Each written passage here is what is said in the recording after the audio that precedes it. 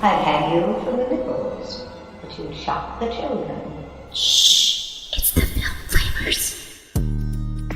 Hi guys, I'm Chris. Hey everybody, I'm Robert. And we're the Film Flamers, shooting the flames once again, just for you during this holiday season. That's right, it's our December Shooting the Flames episode, and this is the monthly episode where Chris and I get together and talk about horror news, trailers, some movies that we've watched recently, and most importantly, comments and questions from you, our listeners. And, oh my god, we got a lot of comments.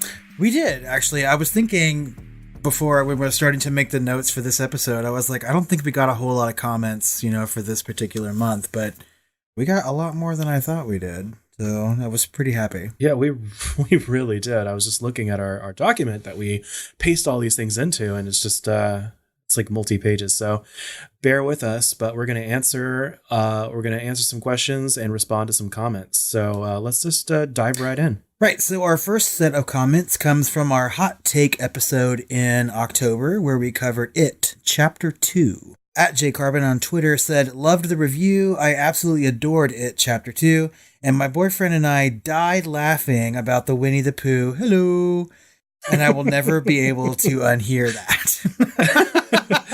Neither will we. No, I know, it was so fucking hilarious. So I loved your reaction to that in that episode.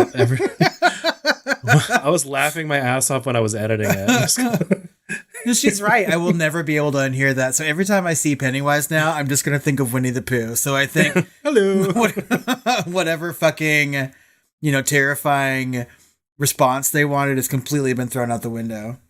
So they might as well put him on Disney Plus. What's funny is weirdly, right now in South Park, Winnie the Pooh is the slasher guy. In this episode, the Halloween episode, they gave him a knife and he was trying to enact revenge. It was hilarious. Anyway, whatever. I digress. Hello.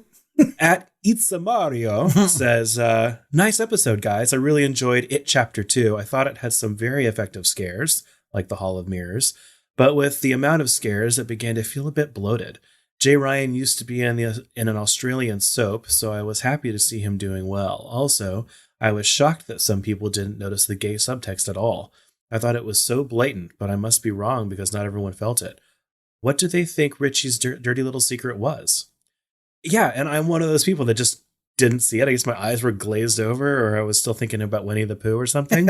But I just didn't see it. I'm bad with names, and so that tree thing, that you told me about, that it was carved on a tree or something, I didn't. It was on the bridge. And I didn't recognize it, and I guess I just kind of glazed over that scene because I remember thinking, oh, did he kill someone or something?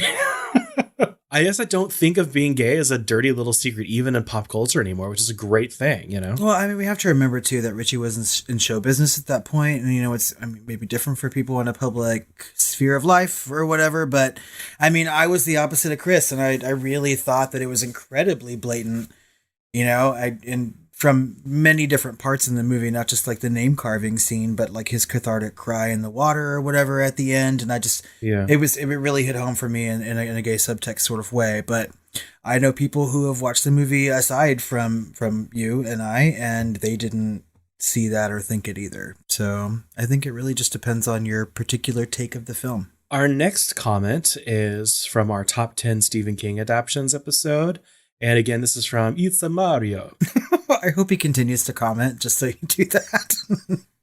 Because I knew you would. Yeah. And he said, so hard to pick. I loved Stand By Me and The Shawshank Redemption. And then later, when I read the novellas, I was surprised by how well the films retained the heart of their respective stories. I have a soft spot for The Stand and Cujo, and I thought Gerald's Game was masterfully adapted. Couldn't agree more.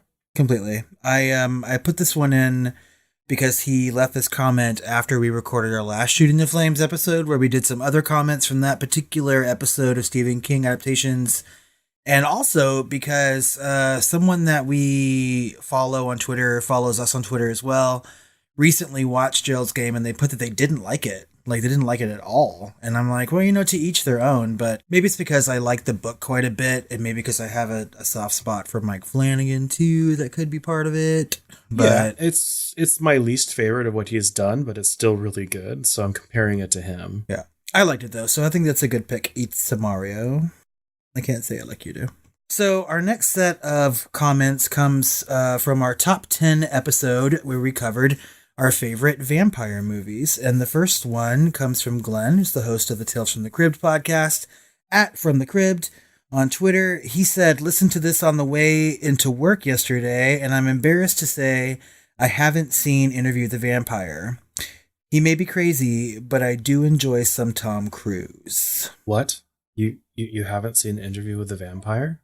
Yeah, I think Stop everything and watch it right now. that's pretty much what I said too. I was like, well, it's never too late. I'm like, go watch it. I was like, it's literally on Hulu. So Yeah, and I get that some people, especially like younger viewers, might not have seen it. But I definitely think that even newer audiences would enjoy the shit out of it, especially because it's just so different. And you get to see like a really stacked cast in a movie like this, which is extremely rare. I will also add in, never be embarrassed for not having seen a movie. There are lots of things that I haven't seen, and like it's just there's always time to watch it. So take your time, and when you finally do watch Interview with the Vampire, please shoot us a message and let us know what you thought of it.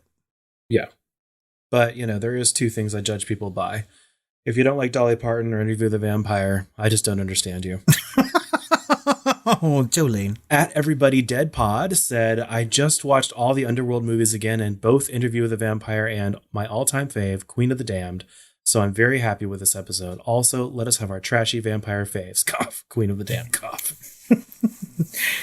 Yeah, so this is the Everybody's Dead podcast, and everyone is entitled to their own opinion, right? Yeah. Even if they're wrong. I've only seen Queen of the Damned one time, and it was a long time ago when it first came out. I really cannot speak to that movie, but if you say it's your favorite, I will give it a second shot. I was looking at videos in preparation for Interview with the Vampire, and then later, and actually yesterday, side note, I found a rejected score for Interview with the Vampire. Oh? And yeah, I don't know how true that is, but I'd never heard of that before.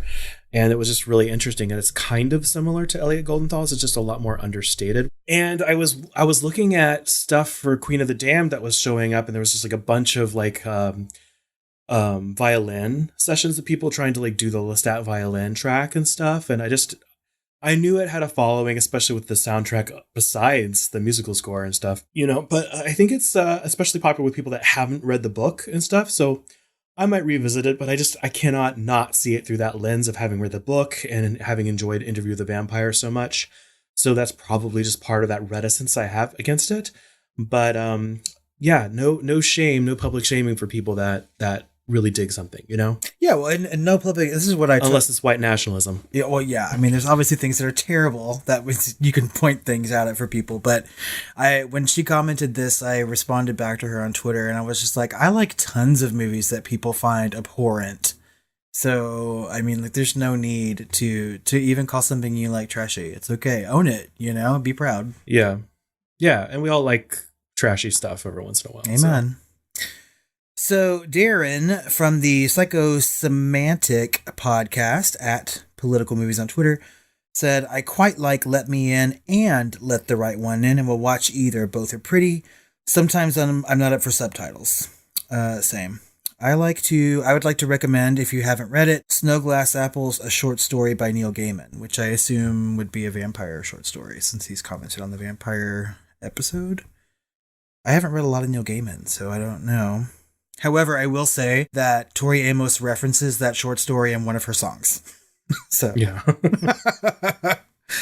That made me happy. Have you heard of this short story? No. Have you read a lot of Neil Gaiman either? No.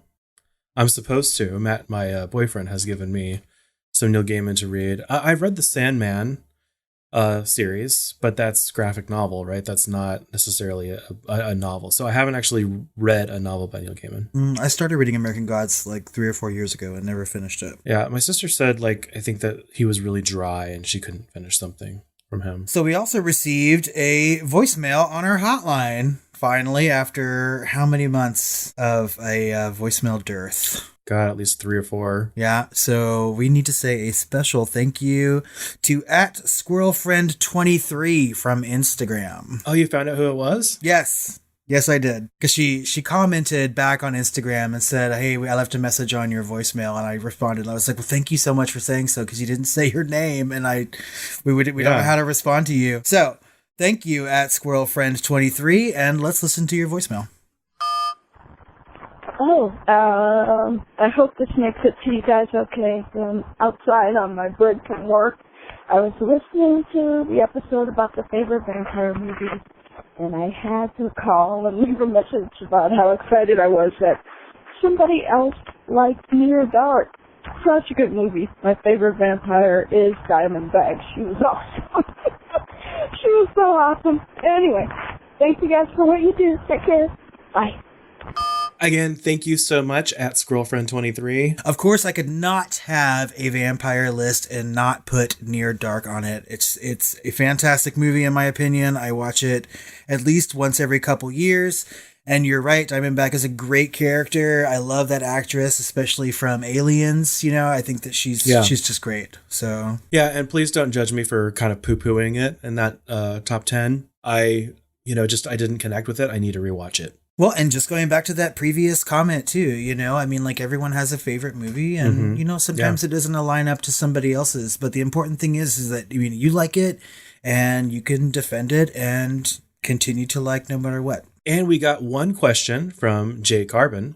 And she said, loved the most recent Shooting the Flames. As always, do you guys think you'll ever do Japanese Asian horror remakes list? AKA The Grudge, The Ring, etc. You know, is there enough for a top 10? Like... Oh, yeah. Like enough. Okay. But usually when I have a top 10, like I'm picking out of like 50, 100, 200, 500, you know, things to choose from. And if there's like 15 or 20, like I don't know that I can make like a really quality top 10. I think that, well, I mean, if we were going to do a top 10 of like Asian or J horror or something like that, it would need to not have to do with remakes, really. I think we could do a countdown of our favorite Asian movies. But I have to confess, Jay, that this is one like subgenre of horror that I'm really lacking in. Like I need to see a more Asian horror movies. The ones that I have seen are superb. I love them. And I've seen all the real famous ones like The Grudge and The Ring and Train to Busan and things like that. But there's a lot of smaller ones that I've missed along the way. What's the one that starts with a P that you saw recently, like within the last year or so? Parasite. Oh, Bong Joon-ho. Yeah, it's the guy who directed The Host. Korea. Yeah. I haven't seen it.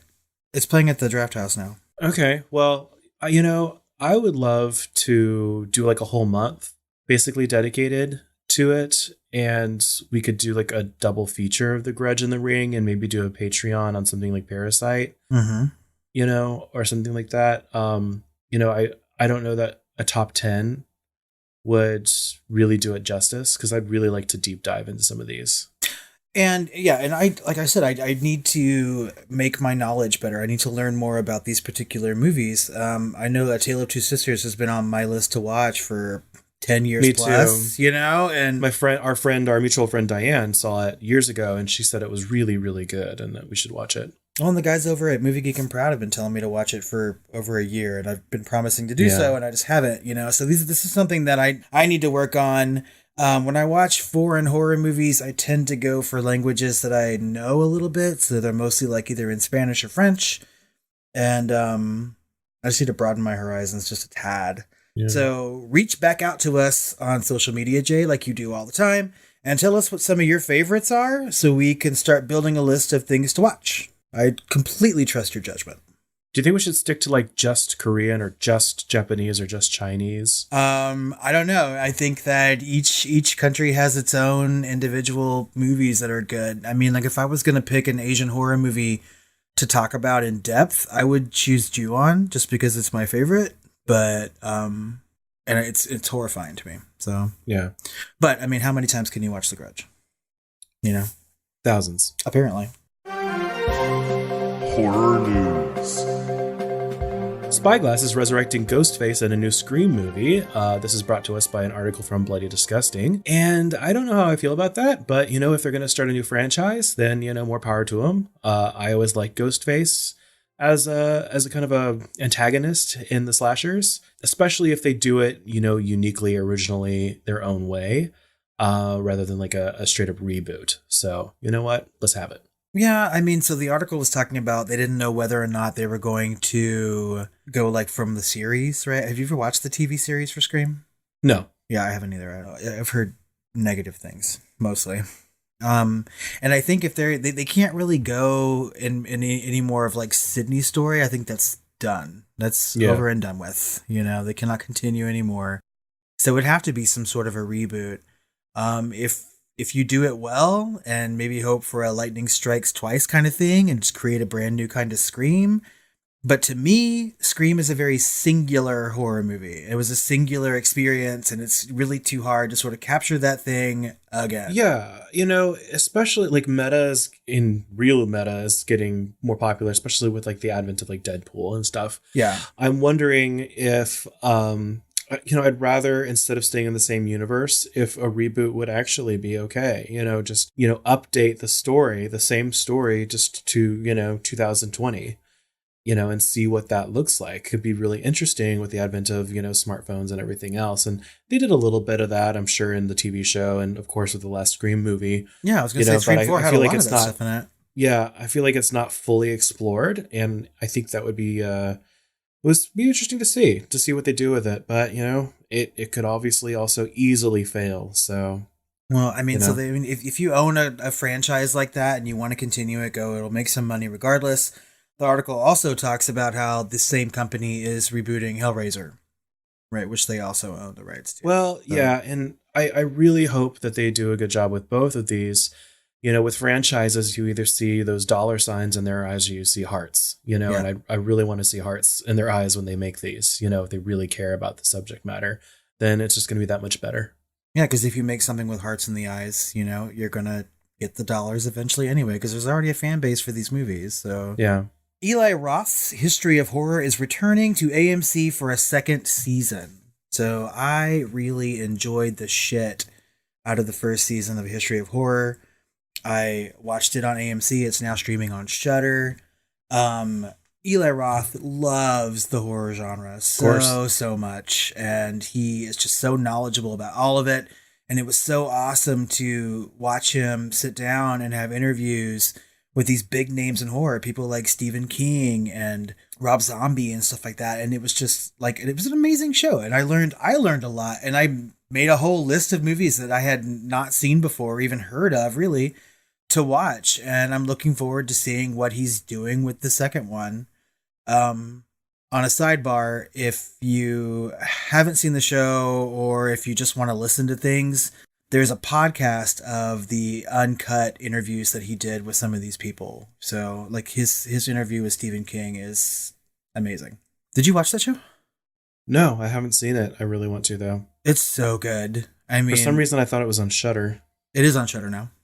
Oh, okay. Well, I'll have to see it right after I finish everything else. All of it. No, it's next in line after Creepshow. After I finish Creepshow. Okay. The Haunting of Bly Manor will tell more than one Henry James tale, apparently. Yeah, so even more news about The Haunting of Bly Manor. I mean, we're both already very excited for it because we liked The Haunting of Hill House so much on Netflix. But Mike Flanagan has announced that they're doing more than just The Turn of the Screw. So he's adapting a couple other Henry James ghost stories, and Henry James is like one of my favorite authors. So I'm super, super excited for this. So do you think they're going to be kind of amalgamating them all into one kind of cohesive story? Or do you think it's going to be more like, a third of the season will be Bly Manor and like a third of the season will be this other tale? And he didn't say, right? So we can only speculate at this point. I kind of hope for the former in that question. Like I would rather them take all these stories and sort of create one overarching like storyline, or like, take everything and put it into one universe sort of thing. Like I really enjoy that concept. Mm-hmm. As much as I like anthologies, the show itself is already an anthology when it's just taking the same actors and putting them into different characters and situations, right? So I think if they just had one storyline to work through, it'd be a lot better acting wise. And I think that, that's one of the things that made Haunting of Hill House so good, Yeah. right? So it was the characters and the acting and so on. I enjoyed that so much. I need to see it again. Yes, I really do. I want to watch the whole way through again. I think I want to watch it right before the second season comes out. But I mean, we've talked about news for this show on the last several Shooting the Flames episodes. And so I think at this point, I have to distance myself from the news. I'm not going to seek it out. I don't think I want to know any more about it. I'll wait for a trailer and then I'm going to watch the show. Because if I keep reading about it, I can't though. If I keep reading about it, then I'm going to eventually spoil something. Or by the time it gets here, I'll be like, okay. Okay. Well, I'll let you guys know what the news is and he can just cover his ears. Okay, fine. Ryan Murphy teases a star-studded season 10 for American Horror Story. Is it the last? And that's what he says it may be, right? So, I mean, at the end of American Horror Story Apocalypse, I think was the one before, 1984. Yeah. It had been picked up for 2 seasons, and then it was this season, 1984, and they didn't get an announcement that it was picked up for anything more than what it's contracted for in that season 10. And I think, Ryan Murphy has taken all of his Fox products and he sort of ended them and he's now making deals with Netflix. So I think this may be the last one coming up. He has said, and I think that we know from the past that, he doesn't really lie about these sort of things. He's reached out to a lot of the original cast members for the first 3 seasons and a lot of them are coming back. And it may be just like the final hurrah for American Horror Story, at least in the form that we know it now. Yeah, and I'm fine with that. I mean, it has to come to an end eventually. And if it means that we get Jessica Lange back, at least in some shape or form for one more season, I'll take it. I don't know if it makes me feel old, but literally 10 years of American Horror Story, I still feel like it's a new show. Well, I think that's the point, right? It's because it reinvents itself every year, so it should feel like a new show.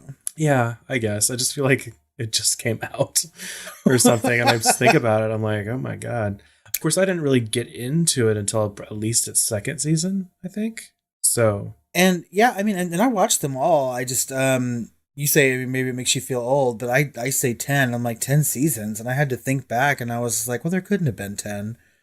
And I had to remember some that were so unmemorable that I've already forgotten about them. Technically just 9, but I mean, we're going to get our 10th. So we'll see. I'm sure there'll be some more news about that coming up. They did hint that he dropped some sort of spoiler or hint about what season 10 is going to be in the finale episode.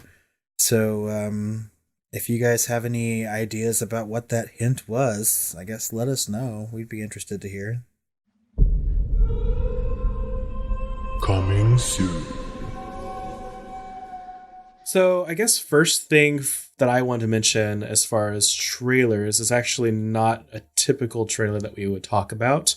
And that is the trailer for Diablo 4.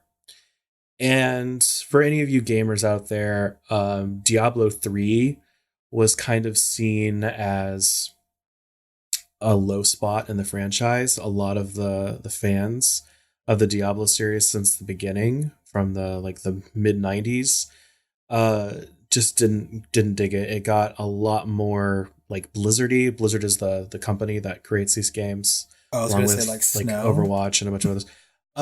No, but World of Warcraft. So it made it a little bit more cartoony and almost Disneyfied, the Blizzard polished look, right? And Diablo is not supposed to be polished, and so this was kind of seen as a return to form.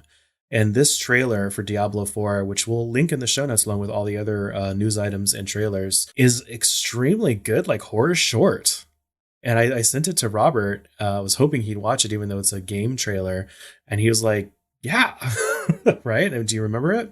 Yeah, no, it was really cool, actually, because it was a short movie. It was a 15-minute long trailer, essentially, right? Yeah, it's a little short horror film. And there's a good beginning, middle, and end. You got to know the characters in the trailer, and I was just like, this is super effective as a piece of short fiction.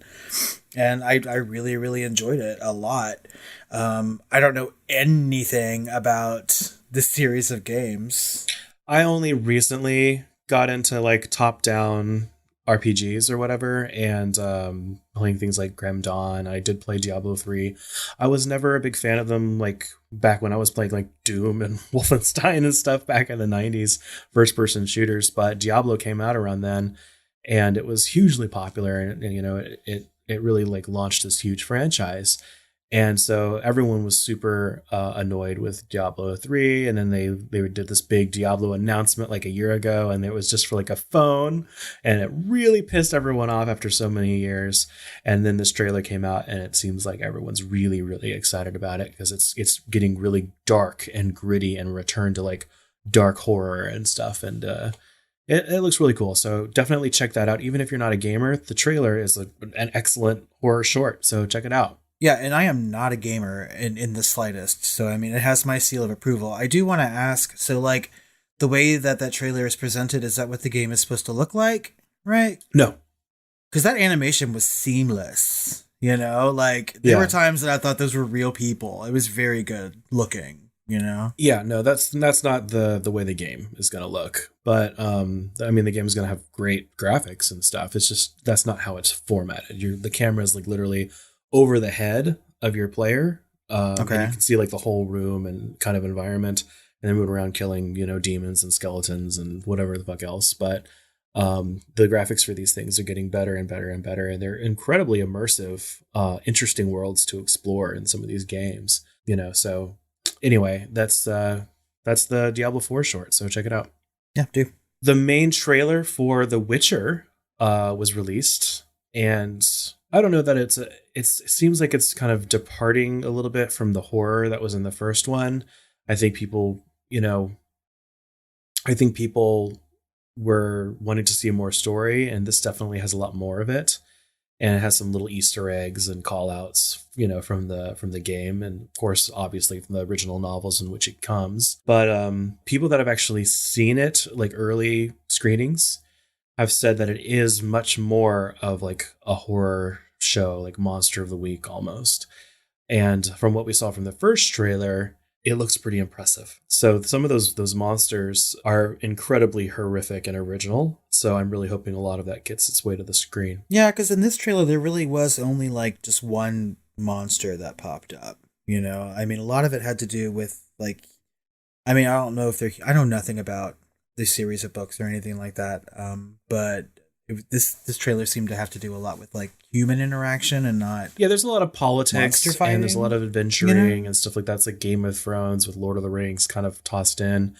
But a lot of the thing that sells this is the originality of like, the bestiary of these novels and these games. So I think they're actually doing this on purpose. I think they're just playing it really close to the chest, because when the reveal comes for some of these things, it's gonna blow people away.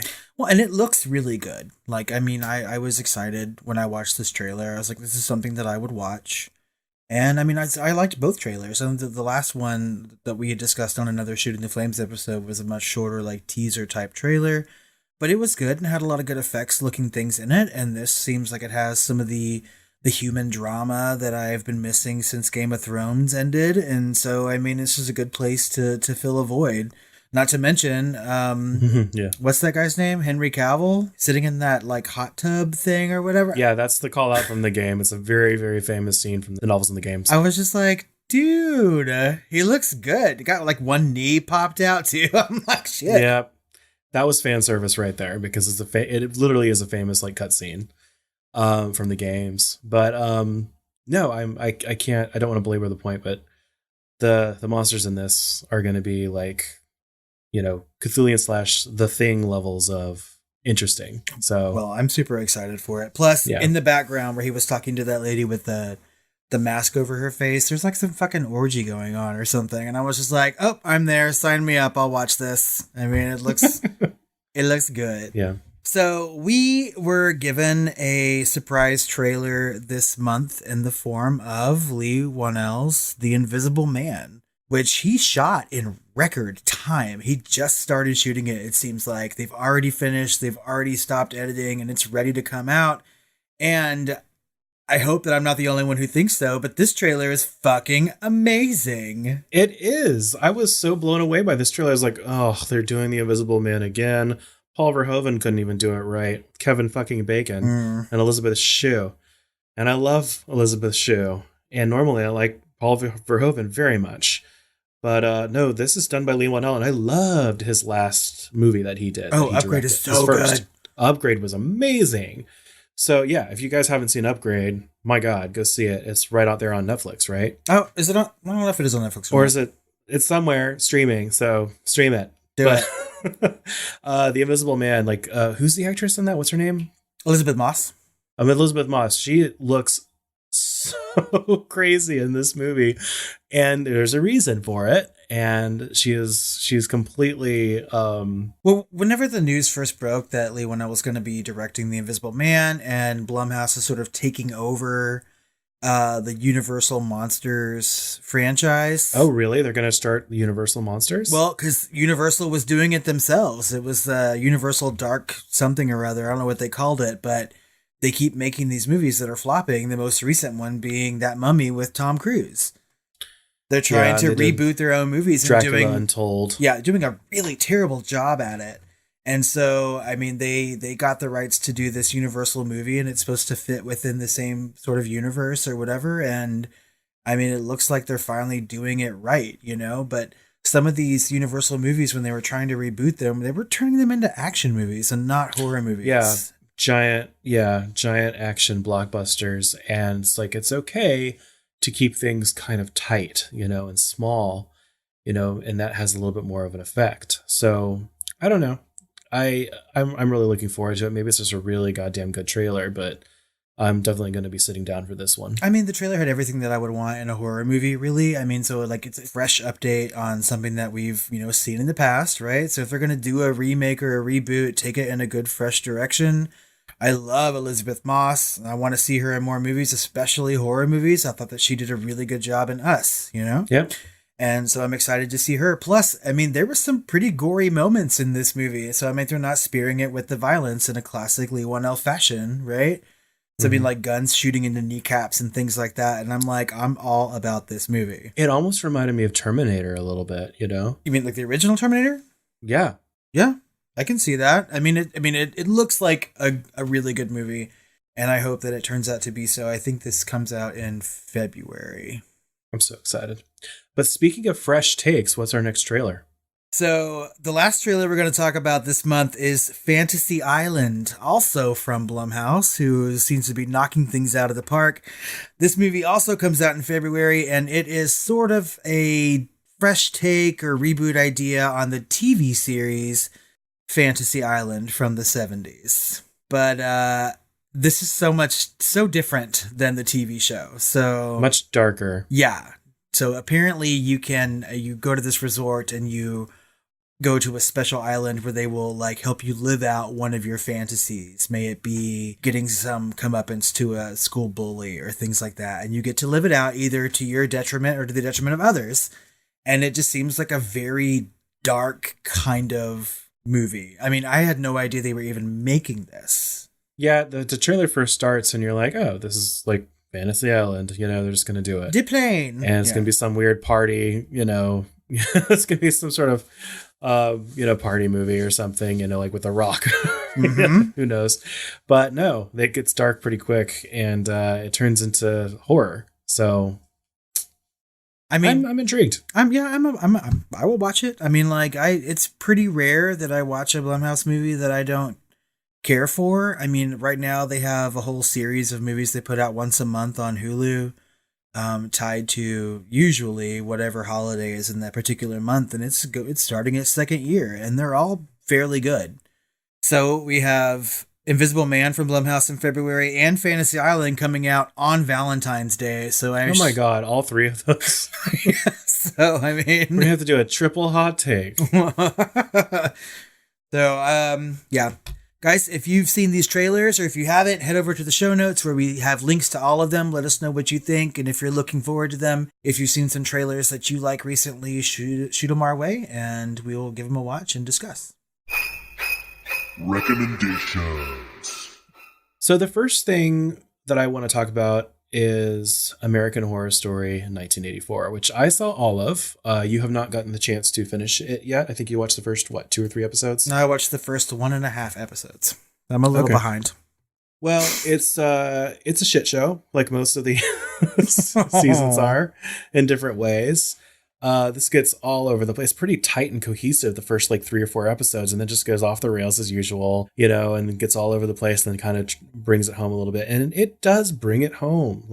This is the first season of American Horror Story where I actually got teary-eyed at the end. The song they choose to play and the last scene they choose to do, it was really touching. And I am not a crier. I am not someone that sheds a tear in a movie, unlike my wonderful co-host. But I did enjoy American Horror Story 1984. Not enough to hope that the series goes on forever, that's for sure.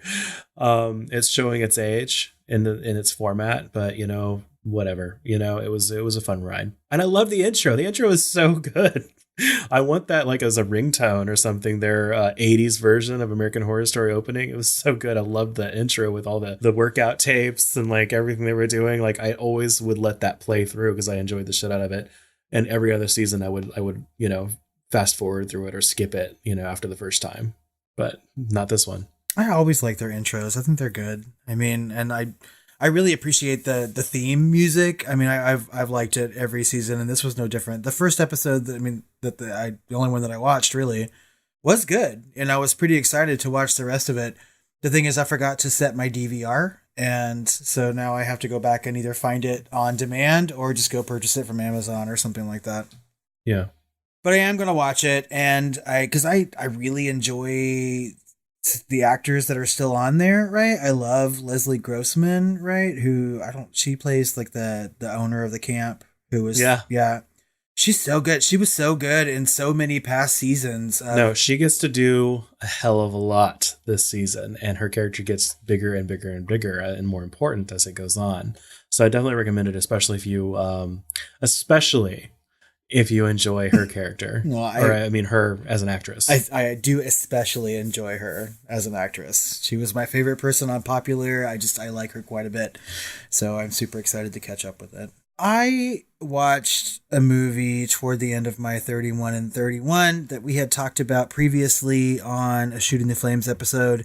And that's a movie called Little Monsters. So, Little Monsters, if you can't remember us talking about it, it's an Australian movie that stars Lupita Nyong'o as a preschool or kindergarten teacher who is taking her students on a field trip, and a zombie apocalypse sort of happens around them, and she has to save all these children. And the trailer looked amazingly funny. I laughed at it, and it made its way very high onto my watch list. And so whenever they added it to Hulu during the Halloween season, I was like, yes, finally I'm going to watch this movie, because it made the festival rounds, and I was supremely disappointed in it. Everyone kept talking about how good it was, and her performance was great, but the movie wasn't as funny as the trailer led on to be. It wasn't a good zombie movie, in my opinion. I just really didn't care for it at all. I think I gave this 2.5 stars on Letterboxd. I just really can't recommend it. I'm sorry. No, that's okay. I'll live. Well, I went back to an old favorite of mine from my childhood, which was a revitalized or rebooted Are You Afraid of the Dark?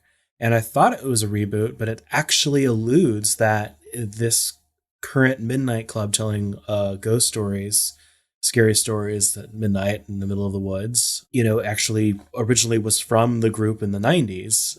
And they talk about their older brothers or their parents that were in it or whatever. And it's kind of the same setup and everything. And it's a really good cast, and it was a good story.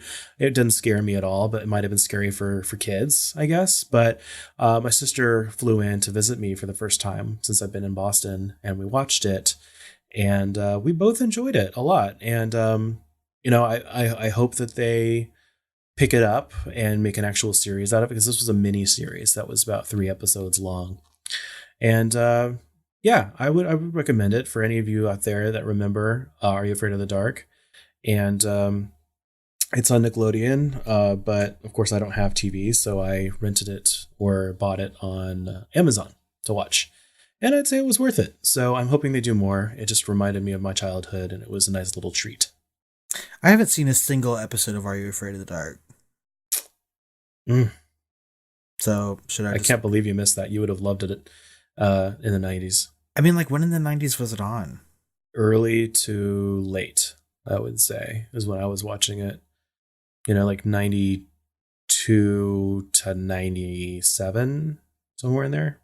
I don't know how in the world I missed. I mean, I don't know how in the world I could have seen like one single episode. Well, you were watching actual horror movies back then, you know? Yeah. But, you know, for me, it was like whatever night it was like Ren and Stimpy and Clarissa Explains It All, and then it was Are You Afraid of the Dark? And, you know, back then, maybe about one out of every three scared me, but it was always an interesting story and I loved it. And it got me more and more into horror than I already was. So, you know? Well, I mean, like, as far as the horror community goes, especially on Twitter, I think there's a huge affinity for this show. So maybe I should go back and watch some, right? Or maybe at least watch this, right? And I love they kept the same opening theme, iconic, but they updated it, you know, so it's like amazing cinematography and there's some references in the show with the other intro with the boat in the water and everything, but they kind of updated it with violins and stuff. So it was really neat to see it. I liked it. It was an update. So I watched a movie this month called Harpoon. And I had seen the trailer early in the summer and was intrigued by it, and then completely forgot it even existed until I was scrolling through like recently released movies to rent or buy on Amazon. And I was like, oh yeah, I wanted to see this. So I rented it, and it's phenomenally good in my opinion. Like, it's bizarre and funny and violent and just really, really good. Like, if you're looking for something that's unexpected, go give this one a shot. There's a narrator, for God's sakes, a narrator who has nothing to do with the story, who's just like explaining his own thoughts as things progress, and it's just random and funny, and I just loved it so much. In fact, I gave this 4 out of 5 stars on Letterboxd when I watched it. I need to see it, and I know that you like the small cast and the limited space, and that's something that you really get drawn to and drawn into. Yeah, but I think that's almost like a universal phenomenon. Like, I really liked Frozen when it came out. Yeah, not the Disney movie, but the one where we're all stuck on a ski lift. Let it go. But yeah, I really want to see it. Harpoon was good. It was really good. I would totally watch it again and again, probably. And you know, I mean, I watched other things this month, but I have to remind our listeners that we have a close of the year, you know, review, and looking forward to the next year coming up soon. So we can't give everything away in our Flamers favorites, but I think we have a couple more to talk about each. Okay. The next thing I watched was, of course, Creepshow from Shudder, and I actually didn't watch it. Well, then why are you talking about it? I'm kidding. I watched the first 2 episodes, but I still wanted to talk about it because I love the actors that were in the first episode. I think like Giancarlo Esposito, or however you say that. And then, you know, the chick from the original Creepshow. Adrienne Barbeau, like John Carpenter's ex-wife or whatever. Yeah, Tobin Bell. And yeah, Tobin Bell, Saw, right? We're all in that, but unfortunately, it wasn't that great of an episode. To me, it was a little over the top, and it's kind of supposed to be, right? These are supposed to be off of like horror serials, right? Graphic novels, and so it's supposed to be a little comic booky, right? And some of them are, and some of them are less so. There's one, I think, called The Dollhouse, or is about a dollhouse. And it was really, really, really good. And it's my favorite so far. And, you know, it ends really, really well with, like, you know, I love it when someone gets genre savvy. And this is about a little girl and she gets genre savvy. And I really enjoyed watching that. So I'm really looking forward to finishing the series. Yeah, I've watched the first 3 episodes of Creepshow, and I have to agree with you that very first story, Grey Matter, is based on a Stephen King short story, which is really good, but it's different. I don't know, it didn't translate well to the screen, right? And I wanted it to. It still was enjoyable. I mean, just when you have things like The Dollhouse to compare it to, you know, then it's you know, worse. But the Dollhouse episode was creepy. I was scared watching that episode. Have you seen the one with the werewolves yet? Yes, it did. The military World War II one. Yeah. With the werewolves. Yeah. I liked It was that a okay. lot too. Yeah. It was good. And I like. Did you see the one the guy in the suitcase? Was it the same episode as the werewolves? No, that's the next one, and I wanted to see it. It's weird. You know what I mean? But I'm interested to hear what you think about it. Okay, maybe I skipped around a little bit because the werewolves one. Maybe that was the same episode as the dollhouse because there's like two stories per episode.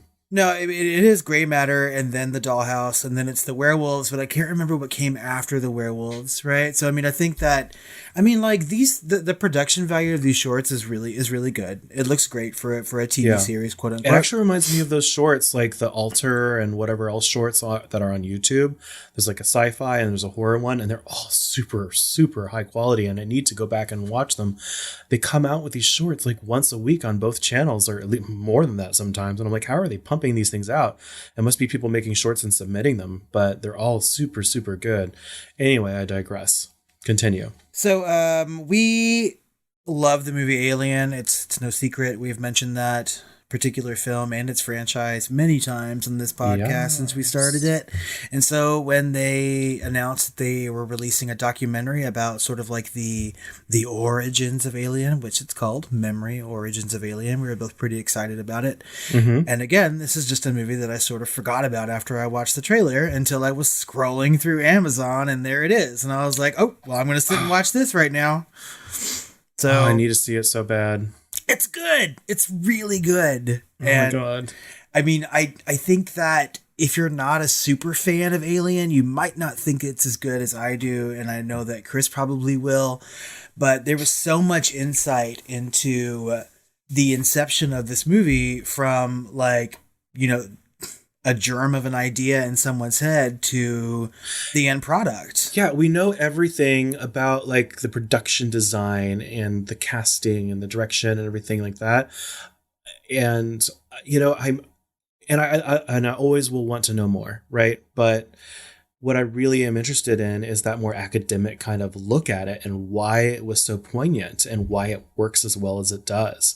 And there's so many specific kinds of feelings and horror associated with Alien, especially that first movie, that it's like, man, someone really thought about this and was very specific, or they came up with it.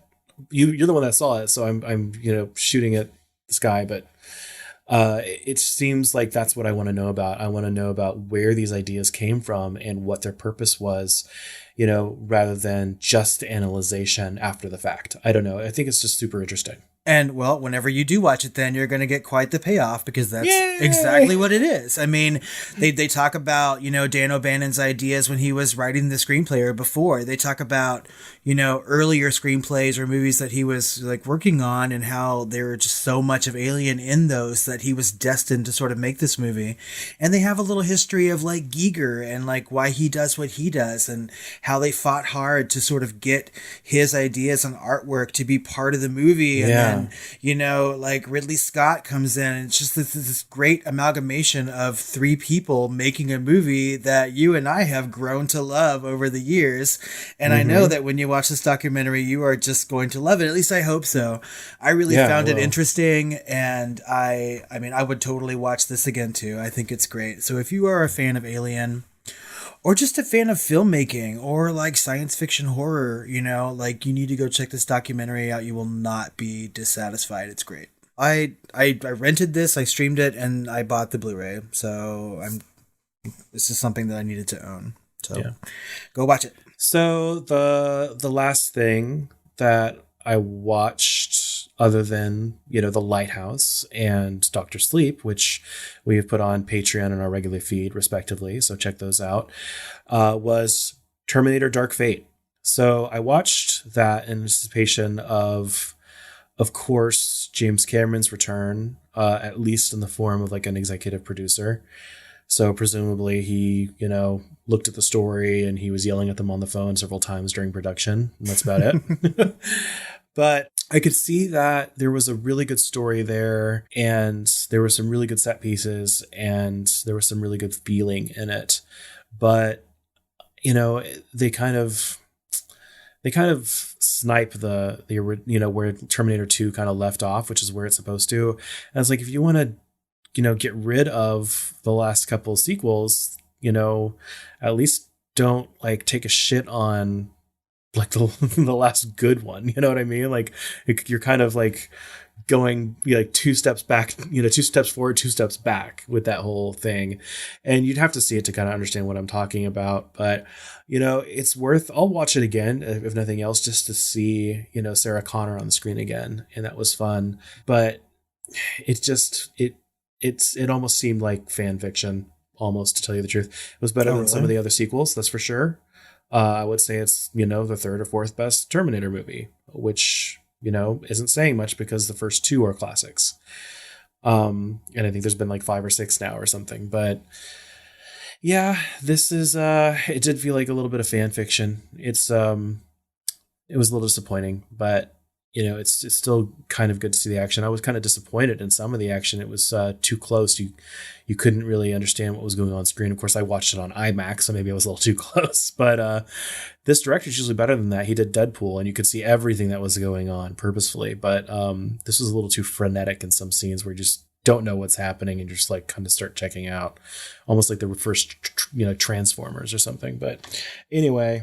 It had such a promising trailer. I mean, yeah, like, it really did. Like the song they chose and everything. Like, oh yeah, that Bjork the reveal cover of Sarah Connor. I loved that. The trailer was great, and those parts and feelings and stuff exist in the movie. Unfortunately, they're surrounded by kind of like beige parts too. Wow. And parts that are a little too on the nose, parts that get a little too comedic.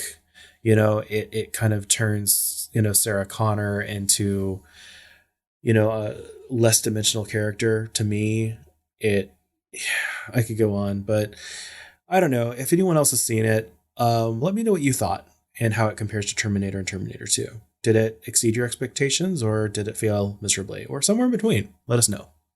Well, I have only seen Terminator and Terminator 2, so maybe this is the one sequel I should catch up on then, because it's a continuation from that, correct? Yes. Yeah, so. Yes, it is. Since I missed the rest of them, this would be the one to give it a watch. Now, I have heard that the TV show, even though I didn't see it, with Mama Lannister herself from Game of Thrones, is really, really, really good and dark and was really promising, but they canceled it after 2 or 3 seasons. So I'll have to go back and watch that too. But, I heard it was good. So whatever. I'm looking forward to... I don't know. Maybe at this point, just start the whole fucking thing over or just forget it. Wow. We'll always have Terminator and Terminator 2. And that's all we need, really. Mm-hmm. If they do that to Ripley, I'm going to fucking kill someone. Oh my God. What's her name? Sarah Connor? Linda Hamilton? Yeah. Sarah Connor. Sarah Connor? Yeah, and the TV show is called The Sarah Connor Chronicles. That's what I thought. I was trying to think of the name of the show. Yeah. So the last thing that I watched is something that you talked about in the summer on one of the Shooting the Flames episode, and that's season 2 of Mindhunter. I'm just not catching up to you. Yes, right? That's fine. These things are meant to binge and watch at your leisure. I really enjoyed season 1 quite a bit, but I think that I was suffering from some true crime fatigue, right? And, just as I'm starting to get over my superhero fatigue just a little bit, I think I'm starting to get over my true crime fatigue as well. It just seemed like every time I turned around, there was a new true crime show, and podcast world is exploding with true crime all the time. And this is something that I really enjoyed quite a bit throughout my entire life. And I was just like surrounded by it, and I needed to take a break. Yeah. You tell the internet you like something, and that's all you're going to get. So no you shit. got burned out. So, I was just looking for something to watch, and I landed on it and started it, and I was so pleasantly surprised. Season 2 of Mindhunter is excellent television. Yeah. Mm-hmm. So good, and far superior than the first season, really? in my opinion. Yeah, I think so. I think that they made so many changes to this season to make it a little bit more compelling. Like the first season really didn't have a mystery or anything going on. It was just like them starting up the unit. But I really like that kind of stuff, though. I love the putting things together and organizing and seeing, in the discovery phase. I love that. And this was really like their, actually hitting the ground and doing good work phase, or trying to. Well, and I mean, I know that it's trite, and I know that, every screenplay, has these sort of like beats or whatever they need to, but I really appreciated the fact that they gave them a mystery to sort of solve, something to work with their skills on. I think that the characters themselves had different stakes, right? In their personal lives. Well, yeah, that's one thing I have a complaint about. It's like if you're a main character, you're going to have some sort of personal issue in your life, like a major fucking personal issue going on. And it's just like clockwork. And that's one thing I didn't enjoy as much about this season. But at the same time, I mean, we're talking about, 98 and 99% on Rotten Tomatoes series here. So, I mean, we're nitpicking. I mean, I thought it was good. And I mean, I appreciate those sort of things. And I think this is why I liked The Walking Dead a lot more than you did too, is that like these sort of classic ideas of a story or whatever, I'm okay with, and I sort of get lost in those sort of things, and it was great. I also like the fact that they were like focusing on other characters a lot more than just Ford, in this one. I thought that Anna Torv did a fantastic job she's not even in like a whole lot of the series, but the scenes that she's in, she's good. She's like a little Cate Blanchett. And she really is. She's like a poor man's Cate Blanchett. I just thought she was great. I mean, like every time she was on screen, I was just captivated. And I mean, it's neat to go back and watch the sort of fictionalized account of these true crimes that I've read so much about my entire life. Yeah. And, to go back to the personal problem thing, like everyone has personal problems. Every character needs their own depth of story and something that's going on in their lives that's separate from their work and everything. It makes them a much more multidimensional character. But maybe, just maybe, given the subject matter and the work that they're doing, don't make your kid like one of the kids of the fucking people a serial killer. That's so fucking on the nose. It's like, I will say that's the one I was gonna add that to my conversation just now. Is that's the one thing I would have taken away. It was like, so he's studying serial killers, and all of a sudden his son is starting to like develop these things, and I was like, and it's because of that their marriage is breaking up. It's like, hey, just take all the shit away. So I can stop rolling my eyes and just have their marriage be a problem, right. Just do that. Like, which is why don't make their 3-year-old son or 6-year-old son or whatever the fuck he is a serial killer. I'm much more interested in like the lesbian relationship that's like blossoming or whatever. I want to see more of that, But not with the kid, with the Cate Blanchett character. Right. I will say though, if you're around those sort of things all day long, and that's what you talk about all day long is serial killers, you're going to start to notice it in everybody, even your own son. So maybe it's just some way of like directorial even when projection. They kill a local child and crucify them in a basement. He didn't kill that child. He just gave him the idea to crucify them. Okay. I actually have quite a bit to say about this season of TV, right? And I think sees this work everywhere. I don't know how else someone else would have made that connection. There are so many horror call-outs in this season, too. I mean, there are flashes of Jonathan Demme's work on Silence of the Lambs in definitely. this. Well, all over the place. From the beginning, yeah. There's so much of like well, it's a De David Palma's Fincher work in this.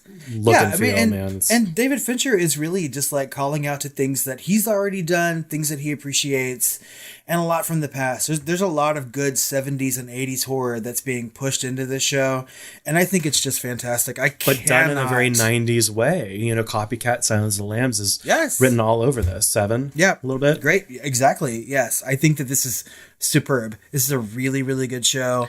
I'm sorry I didn't binge it when it first came out.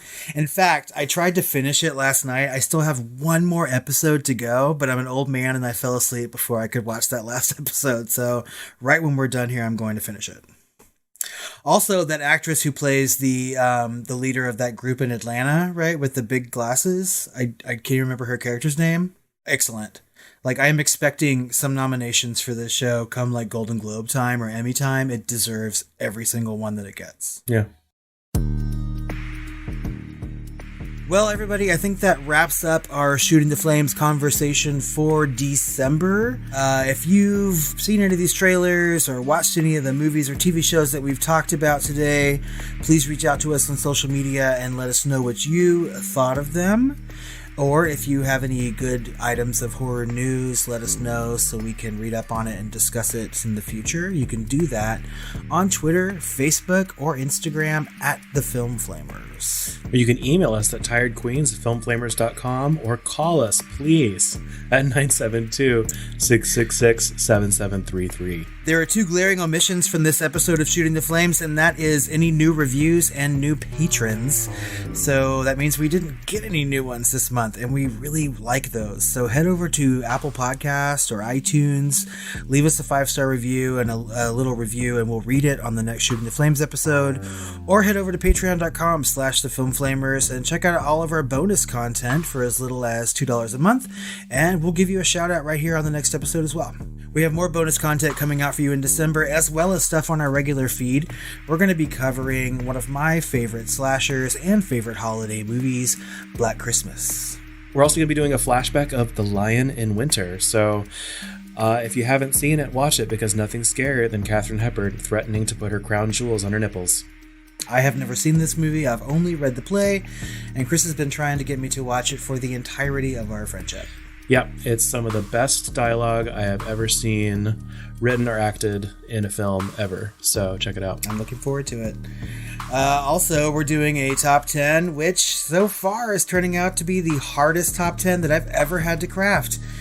And that is our top 10 favorite slasher movies. Yep, just to honor the very first slasher, arguably, Black Christmas. And we'll have another hot take for you this month. We're going to be doing Knives Out. So guys, stay tuned to your feed. We also might have a very special Christmas gift for you to open on Christmas Day. So keep your eyes peeled for all this stuff and that. Well, enjoy your holiday season, and until our next episode, sweet dreams.